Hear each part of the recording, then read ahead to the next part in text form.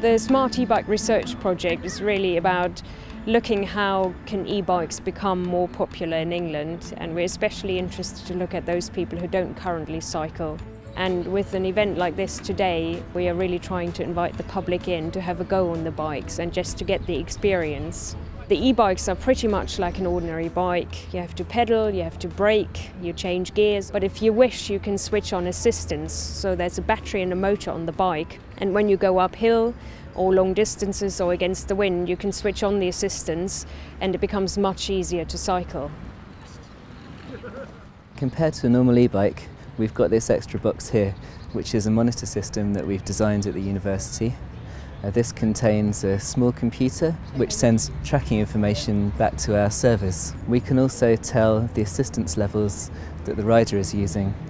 So the rider can change the amount of assistance the e-bike motor gives them on 3 different levels using this handlebar control here, and our computer records all this information and sends it back to our servers. Our particular role is to try and gather the evidence about whether people who borrow bikes from us cycle more than they were doing previously, or cycle at all if they weren't cycling before, to try and have an understanding about whether it affects how much overall physical activity they do, or whether it just trades off against something that they were doing before, and also to try and get an idea about their opinions on the bikes, what they like, what they don't like, what would have to change for them to be attractive in the future. 80 million people in Germany, they have 70 million bikes, normal bikes. And in the last years, e-bike selling was rising in an amazing way.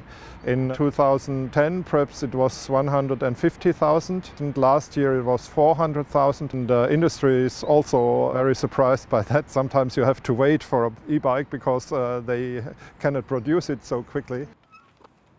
The UK has been slow on the uptake of e-bikes, although there's a very great rise in interest in cycling. E-bikes are still in the minority.